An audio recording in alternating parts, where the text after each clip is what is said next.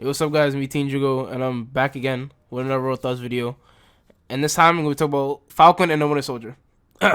We go 1, 2, 3, 4.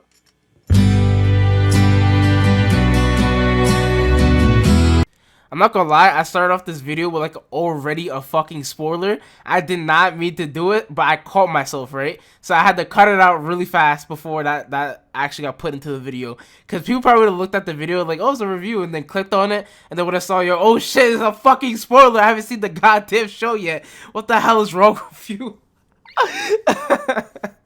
But yeah, I watched Falcon and Winter Soldier. I was watching it over the course of it coming out, right?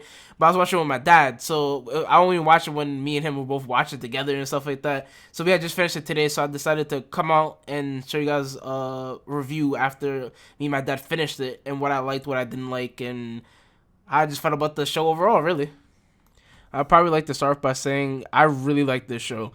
I actually know, honestly, all of the Marvel shows so far, with it being WandaVision so far, and then this show, Falcon and Winter Soldier, even though we all know Falcon and Winter Soldier is supposed to come out first, but it didn't. And we had WandaVision first, but they both pretty good. And honestly, at this point, I can't wait for Loki to come out at this point, because if they have like it's not even really a TV show at this point. It's literally just like a movie cut into pieces and then labeled TV show. That's literally all Disney did.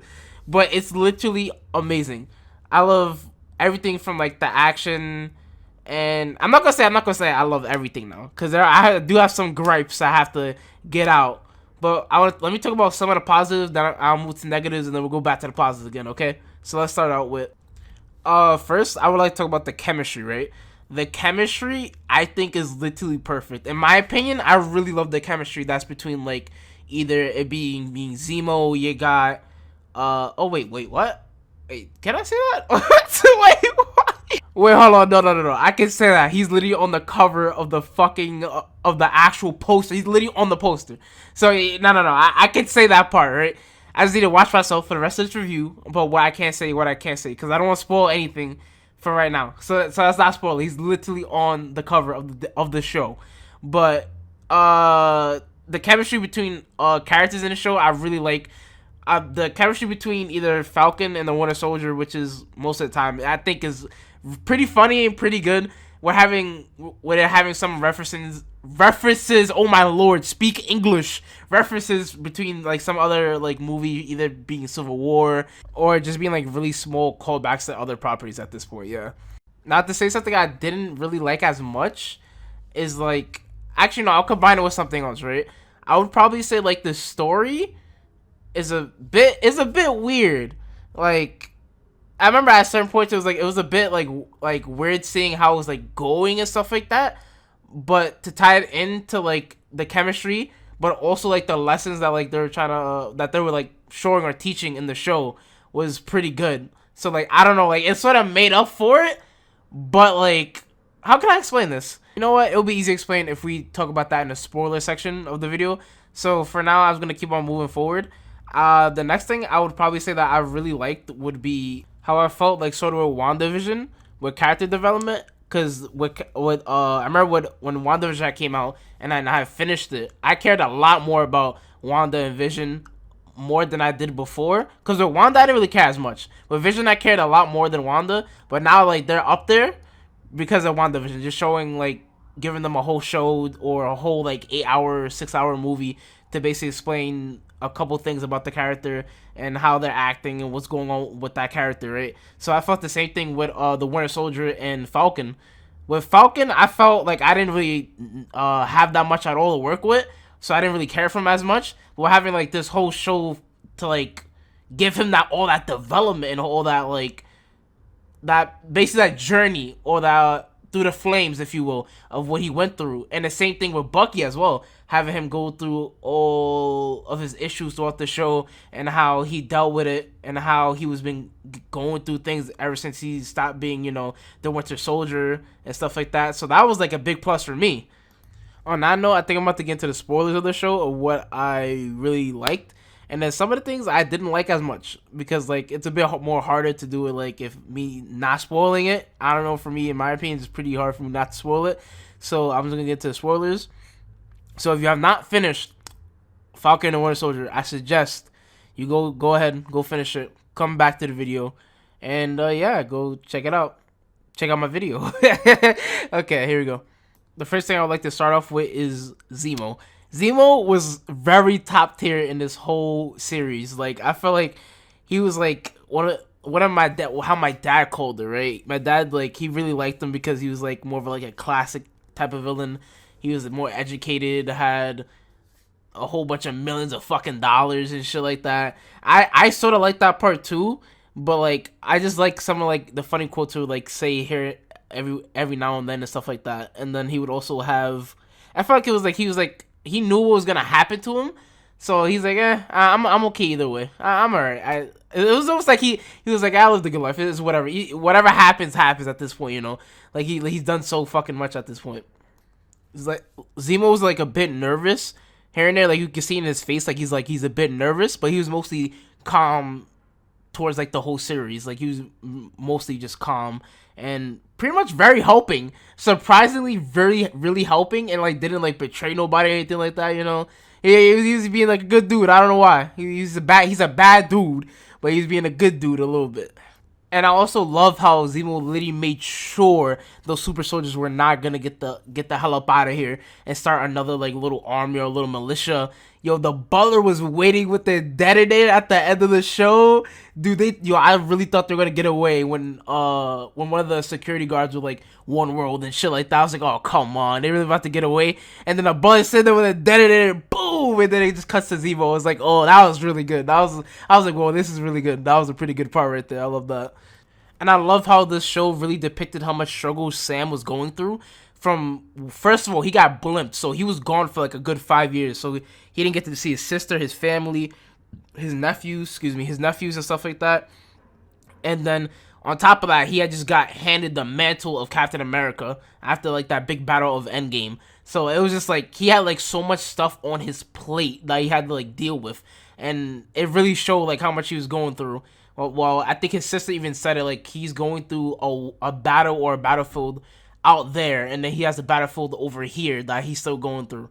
And it was just like a big crazy like revelation, I guess, for Sam, I would say, for when he finally decided to pick up the shield and actually start being Captain America instead of just still being the Falcon, and just deciding, hey, maybe he was right, maybe Steve was right, you know, about one, picking me, and two, like he was basically like the best choice. Like I guess Bucky's like a second choice, but like it was mainly Falcon.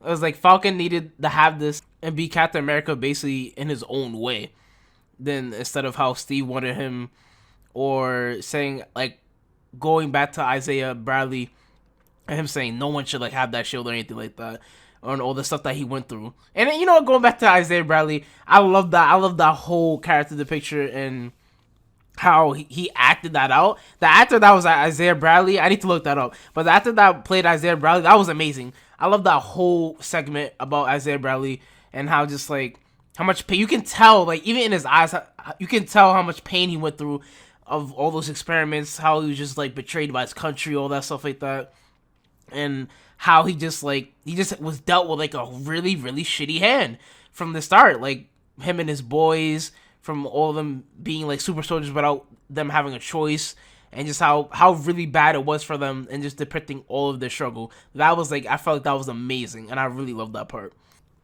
They also humanized the Marvel Universe a lot more, which I do really like, because they showed like, hey, he was like at the end of the story, he's like, hey, everyone's not gonna accept me. They still gonna see me as like a black guy being Captain America, and they're not gonna be accepting. He's like, I can tell even right now, some people are looking at me and they do not like me. They can tell like off rip, and it's probably, it would be definitely true even like, you know, now like today type of stuff, how that wouldn't like, a lot of people probably wouldn't like it, and then you have a lot of support and stuff like that.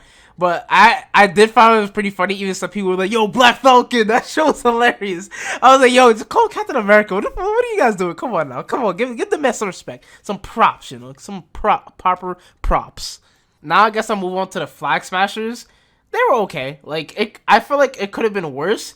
I don't feel like they were too bad, but they definitely were not like good, because of some of the things like I felt was like stupid. Like, okay, so one of the parts was when one of the Flash Smashers was like running at the cops, bro. He just ran at the cops, and they got like 80 guns trained on him. And at first, I didn't even know like if you just shoot him, he's dead. They just like, shot his ass, and he's like, oh, he just like falls, like, oh, he fucking dies. Yo, that shit was so funny. I'm sorry, that was pretty funny. But then I think it was another part how they're trying to like humanize the Flash Smashers. I'm like, they're fucking terrorists. So I'm not gonna like be like sad for this terrorist. Like, bro, you literally showed me how they killed people in the building. They're like all like struggling and shit in the building, and they blow it up. And then even some of the Flash Smashers themselves, which I guess I'll say that I do like, is like a lot of them are like, wait, what? Like, wait, what? You just killed all those people in those buildings? It's like, nah, it's for the cause. It's for the cause. Don't worry about that shit. It's okay. We got this, guys. It's for the cause. Like, what the fuck? Like, some of them even know, like, yo, what is happening? This is not how things are supposed to go down at all. She wanted to be a teacher too, but I guess that shit ain't happening now. She got fucking clipped. This is probably like one of the times where like a villain had died, and I was like, okay, whatever. Like, we don't really need them in like the Marvel universe, you know. So I was like, okay, if they get like clapped, then alright, they get clapped and stuff like that. But I think that's all I want to say about the Flag Smashers. Oh yeah, I do like how Sam tried to talk him down. That was pretty nice. Like, he was like, I deal with soldiers that have like PTSD and stuff like that, so I feel like I could talk to him, and it probably would have worked earlier, you know, if my boy John Walker didn't, the Texas Rangers didn't come in and started fucking shit up. I don't know why he did that. But moving on, yeah, that was a pretty nice part. I do like how Sam was still trying, but I think he over tried, because like at a certain point, like, come on now, like, she literally killed like a lot of innocent people. There's no way you're gonna walk away from that. You know, I know Bucky did too, but like, it's different with Bucky, because you know he had memories messed up. He was forced to do a couple things by Hydra, and it just wasn't, again, he had a really shitty hand as well, so there's nothing he could have really done about that.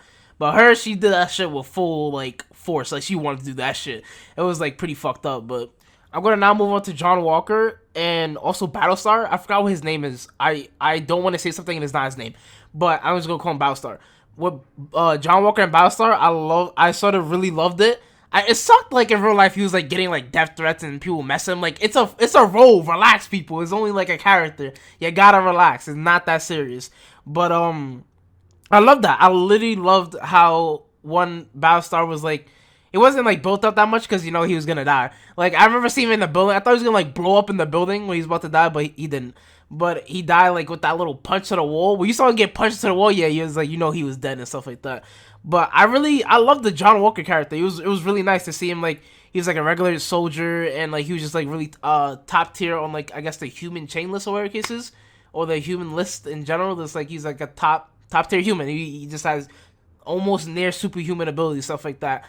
And just him like slowly but surely devolving into like almost a madman. He started building back up in the end, and I was happy for him, low key. I was like sort of happy for the guy by the end of it, but it was like slowly but surely just him dissolving, and like he's like had that mental break, and he took that super soldier serum. He's like, fuck this shit, I'm about to be a super soldier. and I'm so glad they didn't show him like taking it, but they're like, you knew that he took that shit with like some of the stuff he was doing and how he's hitting people and stuff like that. And this like that little, he had like little things, like little signals, like little twitches and stuff like that. I called it the crackhead twitch. He was like literally freaking the fuck out, and I thought that was like amazing. And when he lied to his to Battlestar's parents, like, yeah, I got the killer. Like, no, you did not. This asshole just lied in front of his two parents right there. That shit was funny, but it was really fucked up. But I was really glad to see just U.S. Agent now pop into, I guess, the Marvel Universe, and have him now just like running around and stuff like that as the U.S. Agent now. He's not really Captain America, he's U.S. Agent. And I'm glad like he started like by the end to bring it back a tiny bit, or like to at least have a tiny bit of like humanity or more of a hero in him by the end of the story. Like how he saved the truck instead of going after her and just straight up murking her like he did the guy. He just went up to the truck, tried to attempt to get the truck, but he couldn't do it. That's why Sam was there. Thank goodness he was there, right? But literally, he had that, and then he was pretty hype. He was like, "Woo, I'm U.S. Agent." Like, I really did like that. I genuinely really did like that. I was pretty happy he started doing that by then. And yeah, hopefully he doesn't like still be an asshole. But we'll see. We'll see in the Marvel Universe. We will see.